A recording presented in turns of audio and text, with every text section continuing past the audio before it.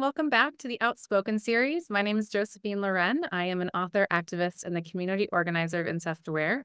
Incest Aware is an alliance of individuals and organizations seeking to end the incest gap by improving methods of incest prevention, intervention, recovery, and justice. And for our Outspoken series today, we have a dear friend of mine and member of the Incest Aware Alliance, Amira Trevino. Amira, do you want to say a little bit more about yourself? Thanks, Joe. Hi, everyone. My name is Amira. I use she, her pronouns. I'm currently a doctoral candidate in counseling psychology at the University of Utah. I should get my PhD by the end of this calendar year, so I'm really excited about that. Amazing. Congratulations. Yeah. So what drove you into a PhD program to begin with? So I actually found myself drawn to the field of mental health before a PhD program. So growing up, I grew up in a refugee community and I was surrounded by all of these very resilient, intelligent, hardworking people that I looked up to. But I didn't really understand why doctors would talk to them in this way that felt condescending. I didn't understand why, when we would go to DHS or DSHS for food stamps, why the clerks would look at them a certain way or talk down to them. Growing up, I kept getting exposed to seeing people that I admired and looked up to and saw as very strong, getting mistreated for just the way that they looked, the way that they sounded, the amount of money they had. I was often put in the position of like an advocate for my family. So I naturally found myself leaning more and more towards like understanding pain, understanding stigma around like why aren't we talking about our pain? Also, why do people treat others in a way that could be hurtful? And so just through that, I naturally found myself in psychology. When I got to undergrad as a first gen student, so I'm first gen high school student, let alone a PhD student. But when I got to undergrad, I learned from one of my mentors that if I wanted to do therapy, that I would need to do research that would help me get into a master's program or a PhD program. And to be honest, I really disliked research at the beginning. I thought it was all about like hurting people, shocking them, manipulating them. It didn't make sense to me. But after I got to help with a research project, I was like, oh, okay, this is really cool. You get to wonder about something, ask a question, see what other people have found about it, and then you get to come up with a way to answer that question. And so after that, I decided to go for my PhD, also learning that there was more funding available for people who were going to get their PhDs versus their masters. So, yeah, that's what brought me here. I love hearing both your pre-perceptions of research and your post-perceptions, and really the gift that that was your experience, because I know so many people have had the experience of feeling exploited, especially survivors or people who have wisdom from lived experience, that the history of research has been very exploitative. Stories have been utilized or data has been gathered without benefiting the survivors at all, really only benefiting the person who is writing and publishing or the school that the publication is being sent out of. I've been a bit involved in some anti-incest research project, and it's been really beautiful to see that shift, that more and more researchers are looking to collaborate from the very beginning on projects with community organizers or nonprofit organizations, as well as compensate the people offering their lived experience in whatever way they can. So it's beautiful to see how research can become a tool for not just advocacy, but also healing, that this can be a way to witness people's stories and gather them in a way that feels really, really safe. And that's such a different way to approach it. Yeah, I totally agree. I really loved getting to engage in my dissertation research at this time, as well as other projects where I got to see some of those changes that you're describing, Joe, because yeah, I mean, if we look at the history of psychology, it did start with a lot of harm, especially for vulnerable populations. And that's not to say that things are 100% better now, but I think we're moving in the right direction. How did you choose your specific focus on your dissertation? So My research lab really focuses on health disparities for historically marginalized populations. And so I was really deep into the race literature. And also coming into my grad program, I knew that I really wanted to support people from historically marginalized populations, es- especially those that have experienced different forms of trauma. I would dabble in the trauma literature on the side just because I loved it so much. And when it came time to decide what I would study for my dissertation, I wanted to do something that involved both. I wanted to look at racial identity and trauma because of my own lived experiences and the people that I've supported in the community. I really wanted to support survivors of sexual trauma specifically. And so as I looked at the literature, I realized that there wasn't a whole lot for people who were multiracial and survivors of sexual trauma. There is a lot of research actually on like people who've experienced sexual trauma, people who come from different marginalized backgrounds. But the way that race has been talked about so far when it comes to sexual trauma is kind of this like singular, what they call monoracial, where it's like a person's only put into this box of one race, and that's largely based off of how others perceive the person. And for me, being multiracial, I was like, there's so much more to race and ethnicity than just one. And there's so much more to that process of developing a person's racial or ethnic identity than just based on what other people perceive them as. So that felt like a huge gap to me. I remember when you reached out to me on LinkedIn and introduced yourself, and I was so thrilled because the incest data gap is one of the biggest hurdles we have. It's such a foundational part of how we tell stories and how we promote activist activities, how you get funding. I was thrilled not only that you were interested in doing child sexual abuse research and you weren't afraid of the topic of incest or dismissive of it because so many people can be, but also that you wanted to bring together the multiracial experience because as a monoracial white person of Irish and German descent, did not understand. How do you make sense of family, culture, community, society, identity, and then also trauma when you have not just one story, but two stories, not just one ethnicity, but two ethnicities, not just one race, but two races. You're not just part of one historically marginalized population, but multiple that have coped and shown resilience through those forms of oppression in so many different ways. Because so little was done, how did you come up with a language or how did you come to sort through and piece together your own experience?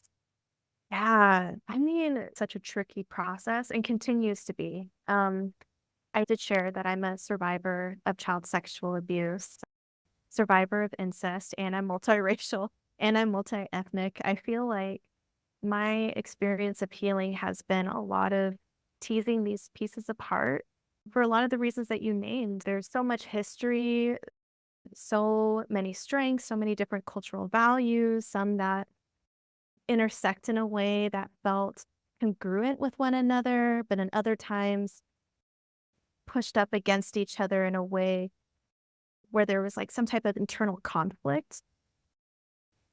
I feel like for a lot of people who are multiracial, there's a sense of trying to find a cultural home or like a home in a certain identity. Like for me, for example, being Mexican and Asian, I felt like a lot of my own development throughout my life was figuring out what it meant to be Asian, what it meant to be Mexican, what it meant to my family members, my culture, my community versus the US, and how race is constructed here, and how a lot of the lessons here through social media or whatever it is not only informs us, but enforces what it means to be X, Y, or Z. And so I feel like my own understanding of that is still ongoing.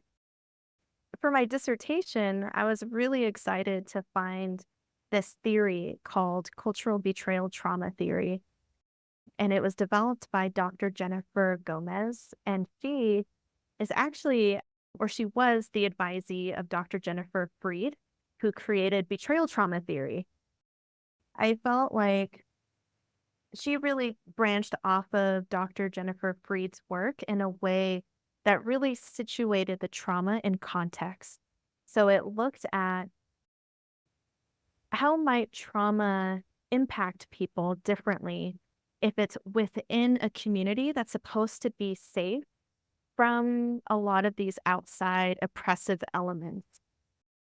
So, looking at communities that are historically marginalized with this understanding that within certain marginalized communities, there may be this sense of trust, the sense of love for one another, even if they don't really know each other, right? Like, let's say you walk into a room, like at the doctor's or, at a restaurant or something, and you see someone who visibly shares a historically marginalized identity.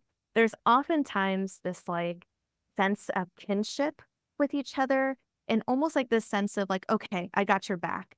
Recognizing that not all spaces that we navigate feel safe due to discrimination, biases, hate crimes, oppression as like a whole. And so, what cultural betrayal trauma theory looks at is what if there is this type of betrayal or this trauma that happens between people that have this sense of kinship and trust?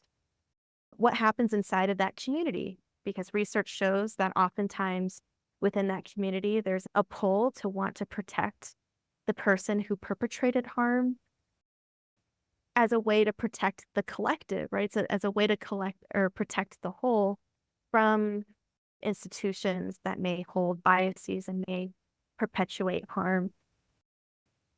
So there's a lot of really cool things that I feel like cultural betrayal trauma theory addresses that has really helped me better frame my dissertation and give language to a lot of the different experiences that may be there. I love that so much. I think both Jennifer Freed's work and Dr. Gomez's work, it's so wonderful to build off of I like to call them like the matriarchs of our movement or like our ancestors before, because they're doing what we're doing too. They're like puzzling and piecing together their lived experience. We know Jennifer's a survivor. She's been really honest about that. And then like kind of coming up with a language, and then they like kind of pass the baton to us, and then we keep going with it, right?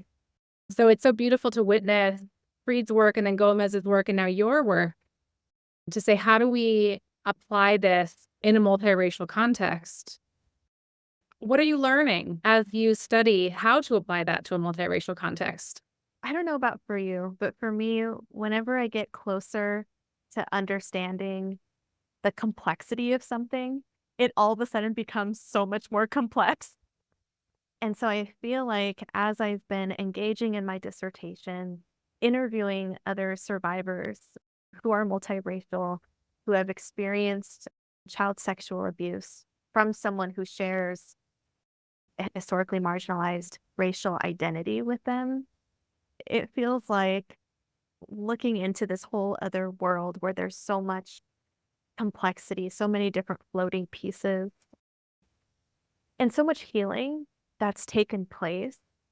I feel like as I dive more into it, I'm able to see more, but a lot of things that I'm seeing don't quite have a label for it yet. Whether that's based on like me and my understanding of the literature or the person who I'm interviewing and their understanding of their story, my wanting to be respectful as I peer in and not label people's experiences, especially those pieces that seem to be kind of floating still and not really attached to a narrative that feels aligned with where the person's at. That's so respectful. And it's such a dance, right? Like defining something in order to give us a common language and to educate people around that language, but then also not doing so in a way that reduces the complexity of the problem. I'm finding that as we develop kind of a lexicon of language for the anti-incest movement too, because the issue is so understood, because the language is so confusing, it's tricky to figure out how to walk that line of how do we represent the complexity of everyone's stories. If we're not representing the worst case scenario, then we're not doing a good enough job. I feel like we are becoming weavers. I love that image that you gave me, which is just that there's like all these elements floating and then we have to kind of weave them together. And I'm just curious how you own yourself as a weaver and honor your process and come to trust yourself. When does it become clear enough to give it a word or a phrase that you feel confident enough using, even if you also recognize that language will always be limited? Oh, I love that question so much, Joe, and like that description of weaving these pieces in, because I do feel like a part of my role is to help give a space for survivors to share their stories with me in this research and help to kind of weave together some of that narrative that they're sharing with me. I find myself really needing to do a lot of my own work, which I feel like I regularly do. I feel like it's a part of being ethical in research and therapy, in whatever work that I'm doing with other survivors, especially. I find myself with interviews doing my own reflecting at the beginning, noticing that as a person sharing their story with me, I feel like it's natural for ourselves to start kind of putting labels on things to try to understand it as we're comprehending what they're sharing with us. But then I have to take a step back and actually pause and look at how am I describing things and how are they describing things?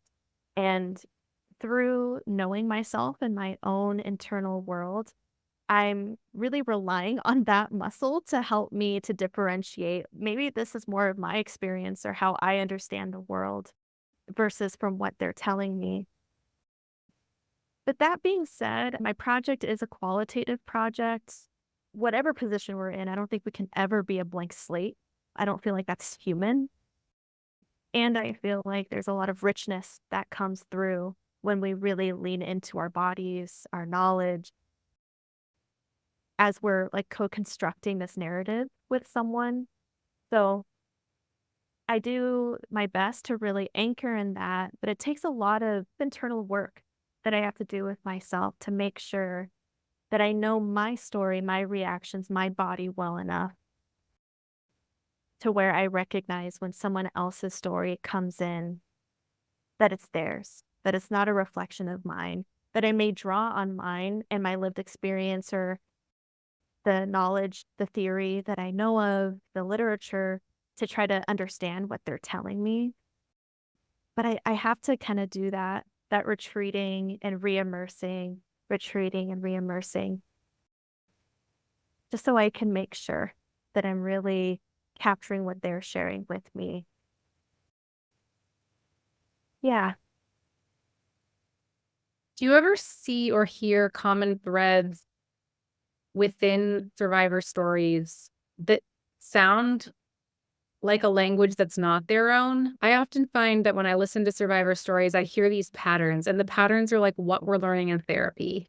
Like there's a very clear pedagogy, and like that pedagogy isn't necessarily helpful, at least in my lived experience. And so I am so often so curious about the way we're taught to perceive our own lived experience in therapeutic contexts or through cultural, ethnic, and racial contexts, and what is actually ours and how we just differentiate that. Do you have any thoughts or insights on that? Oh, Joe, I love this so much. I got chills as you were describing that because I resonate with that a lot. And actually, in my dissertation, I'm drawing on this method called the listening guide. And basically, what that allows me to do is look at a person's story that they're sharing with me and try to identify the different threads where there might be different voices coming through. Where, let's say, for example, maybe there's the point of view from someone's mother and understanding what they experienced and what that means. Or maybe there's one from this like inner critic of like, I should have done this, I should have done that. Maybe that's intertwined with the shame that they've experienced or that sense of powerlessness, because I often find the shame and powerlessness tend to coexist with one another, intertwine even.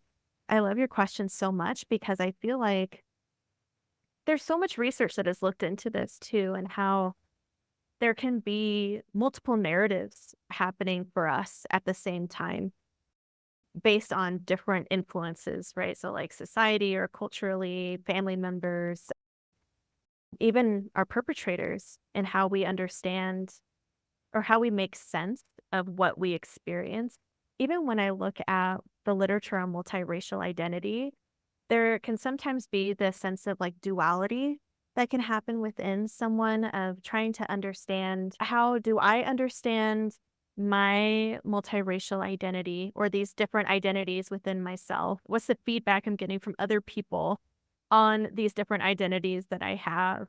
And how that can even be further impacted by double consciousness, right? Or even in abusive households, like this double think of like, how do I understand myself and how I'm feeling? How do I see how someone else is feeling? How do I make sure that I'm safe? There's this constant, and maybe it comes with the hypervigilance, maybe it comes with survivors' ability to adapt to different situations, looking for ways to cultivate a sense of safety, even if that's putting themselves in danger. There's so much movement and shifting that can happen within a survivor, especially when it comes to how they understand their stories. And that with, identity, cultural values, sociopolitical environments, larger world events. Yeah, it can be really tricky. It's so fascinating to study what has been written. The anti-incest stuff really does focus very much on consequences to survivors' health, how hard it is for us to essentially take care of ourselves after it happens, how hard it can be to work consistently, to have a healthy financial economy, have safe relationships. At one point in my healing journey, that was so important because I really do struggle to function. And it was so validating to be like, okay, this isn't me, right? This is what happened to me. This isn't my fault. This is a consequence of this horrible form of trauma that happened serially over such a long period of time in a nuclear isolated environment where I was totally alone with no tools and no way to even make sense of what was happening. But what I never heard is like so much of what you're reflecting to me in our conversation, which is so beautiful, is what about my resilience? What about my creativity? What about my courage? What about my willfulness? What about the fact that every anti-incest activist I know has liberated themselves from the nuclear family system that is the foundational support of nearly everyone in our society? You leapt out of everything you knew, whether that was biological, ontological, economical, whatever it is, so that you could be safe, and then landed in a world with no safe place to land, with no safety net, with no social, medical, economic support, and figured it out. Like, that's the story I want told by researchers. Again, Joe, just got pulses of chills. Yeah, there's so much strength in survivorhood. And I feel like that's something that's not really explored. And that's a direction I want to take. I don't even think I've come across people talking about survivorhood, at least for me. And maybe because of being an incest survivor for all the years that abuse had taken place, how it had impacted not only my family unit, but also myself and like how I understood the world. Because when you're a kid, your family makes up your world. And if something bad happens there, it can paint this whole picture that the whole world is bad and scary and everyone is out to hurt me. But that imprint it leaves feels so long lasting that even now, I'm in my 30s and I've been consistently working on my healing and my growth and understanding things, processing, reflecting, growing. And I still feel that imprint like a stain.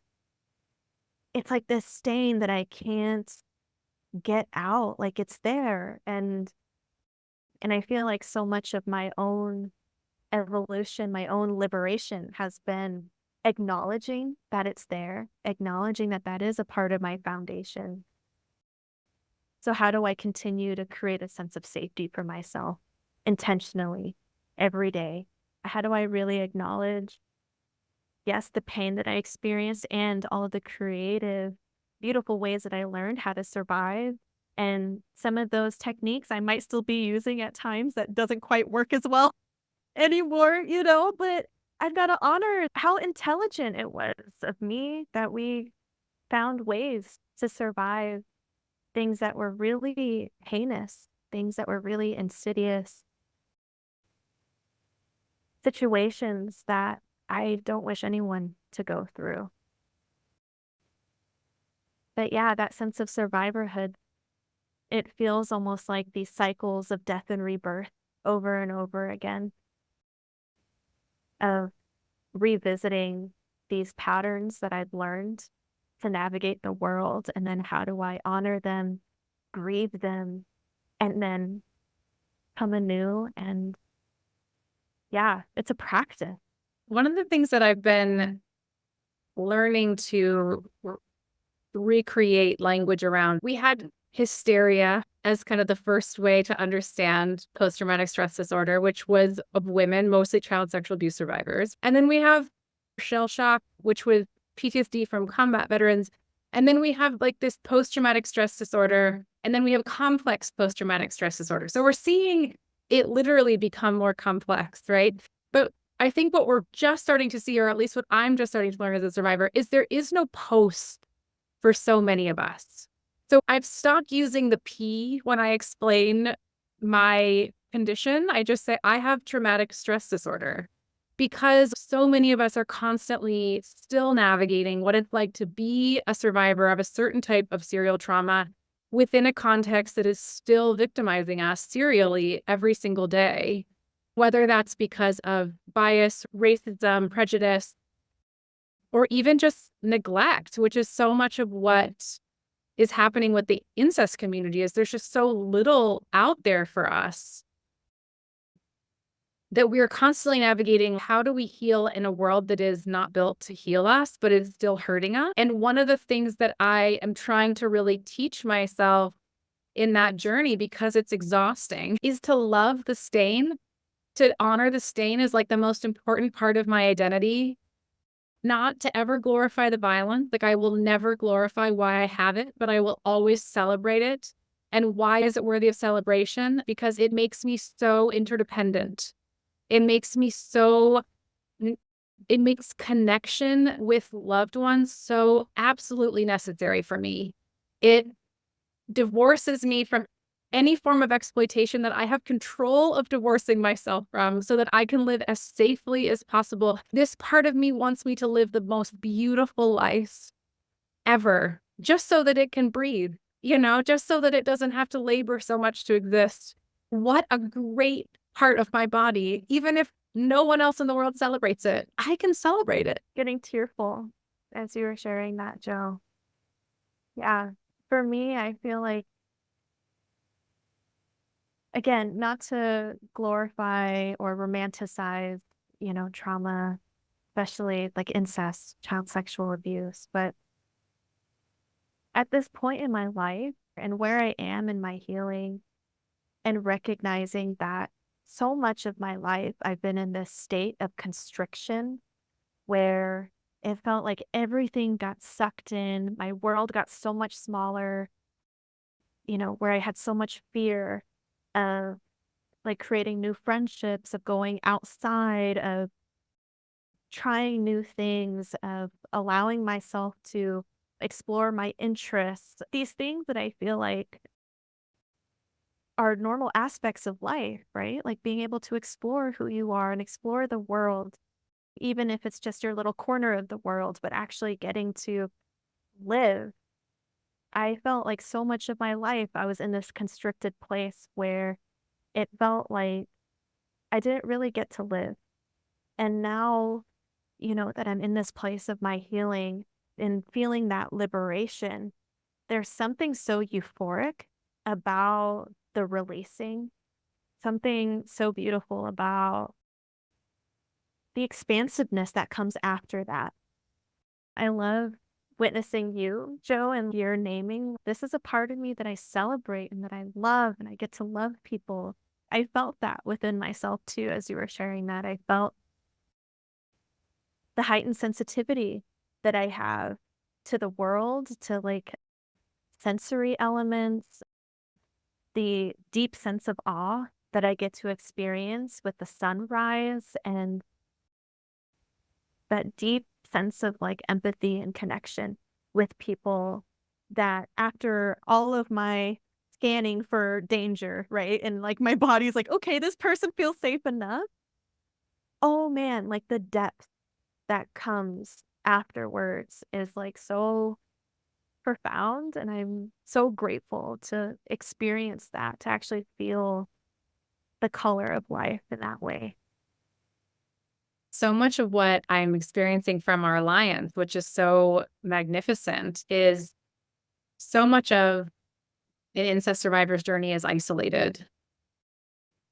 And so much of a society built on white supremacy encourages rugged individualism and therefore isolation and competition. And so, what's been so beautiful and something that I really did not expect in falling into activism when hashtag #MeToo went viral after years of Tyranna Burke's labor was this kind of compulsive need to share my story.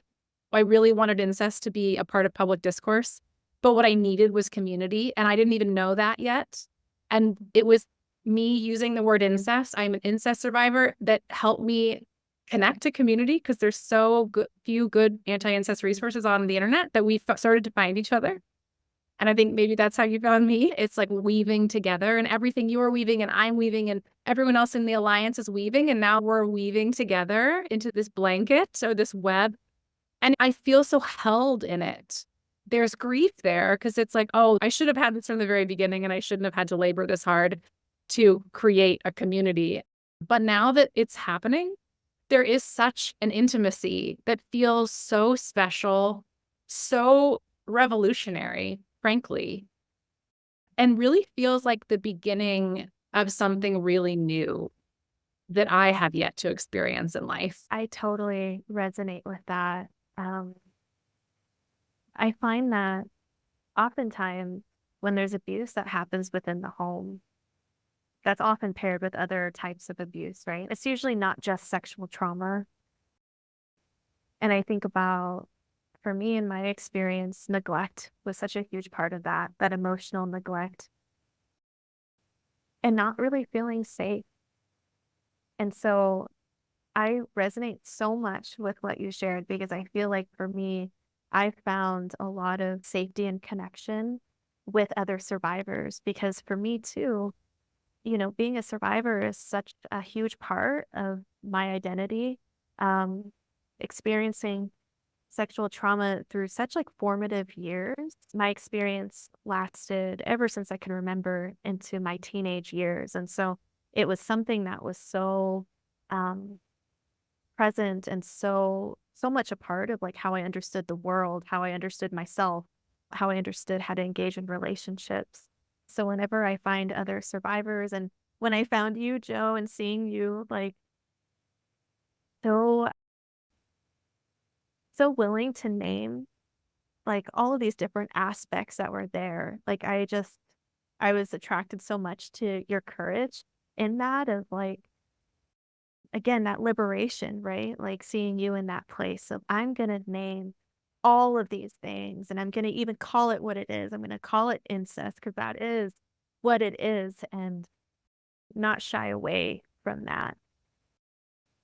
Because even for me, it's taken me a really long time to name what I experienced as incest because of a lot of stigma around it, even more so than being a sexual assault survivor or a child sexual abuse survivor. I don't know. There's like this level of vulnerability with it that felt really scary to me. I think that's a common experience among incest survivors, especially. Often people won't even use that word. Like they won't use that phrase or they don't know to use that phrase. And so we have work to do, like as activists and letting people choose. What do you want to be called a survivor? Is that something that's important to you? Is the word incest important to you? Or you could use intrafamilial child sexual abuse, CSA, people are saying. So there are various options, and like take your pick, whatever fits. Change your identities as you need to. Let it all be fluid like a river. But yeah, one of the things that I was so excited about when first meeting you was I remember just starting to understand that liberation from incest was a communal experience that I could not heal by just engaging in a therapeutic context with one other person in a single room and then enter into a world that knew nothing about me, that did not understand the long-term consequences of this trauma, that I really needed a peer-to-peer support network. And that my healing journey was so impossible in so many ways. Like I mean, not that it's over, it's not. I manage these conditions all the time, but it felt like I could not have carried one more burden.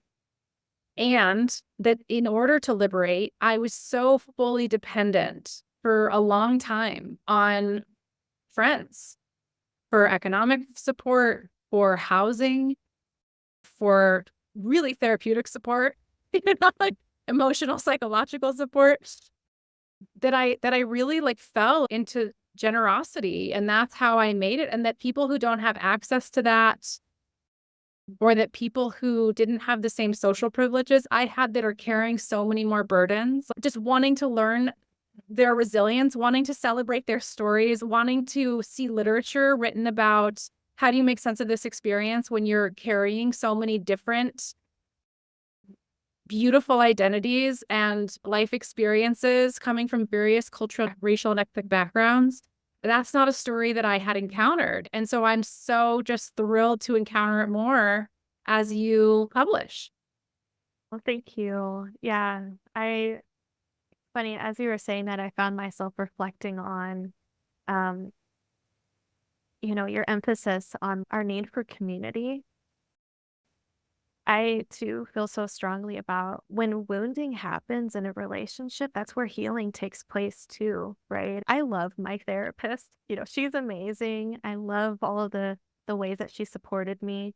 And I feel like that was a big part of my healing, but also being able to allow myself to be seen, to be heard, to actually allow myself to be really vulnerable and practice courage, lean into relationships, share more and more of my authentic self versus my reactive or my that part of me that really tries to protect me, right? That may try to please and appease to other people or may shapeshift or may even disappear in plain sight because all of those tactics we learned how to use those to keep ourselves safe. But so much of my healing and growth has happened when finding a sense of community, when being able to connect with other people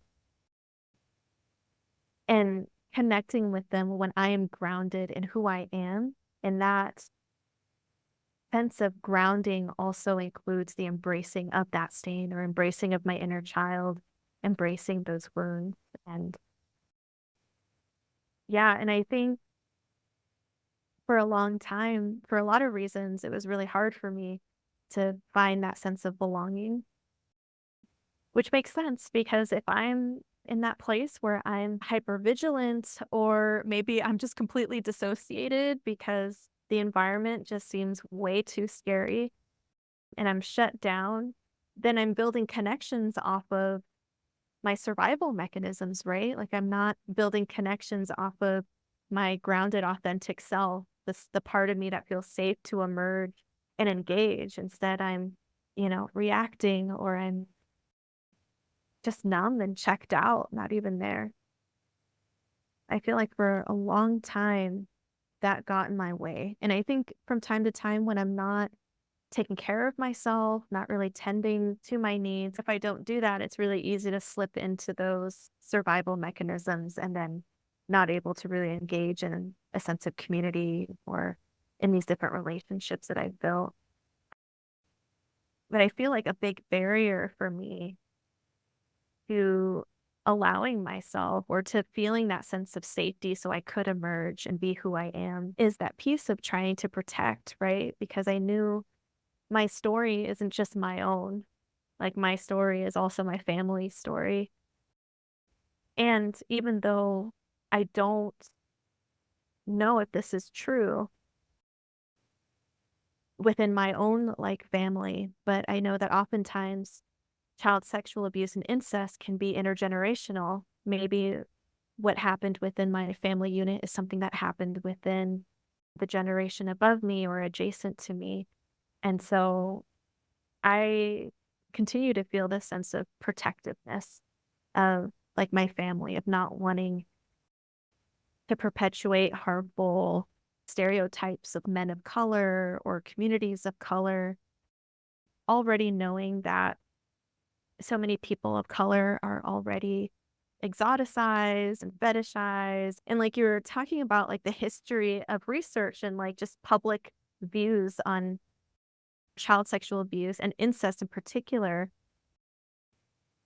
there are so many biases that are already there that I found myself with my story feeling even more protective. Like, but wait, I don't want to tell a story that could then be twisted or have other people's biases kind of put on that to perpetuate this like larger narrative of communities of color being dirty or hypersexual or abusive, criminalizing a lot of bodies of color.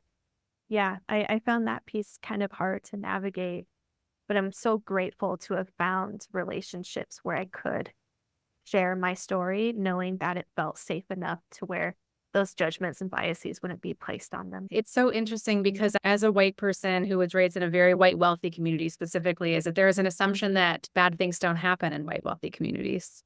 And so I feel like I'm trying to convince my community to take this seriously, as opposed to what it sounds like you're doing, which is you're trying to protect your community because there's already so much stigma and bias projected on them that is not true. The beauty of us coming together is that we can kind of hold hands and do that work together. I loved what you said about your story being so much bigger than you. And I remember when I first started writing, that's exactly like the exact words I used is my story feels so much bigger than me.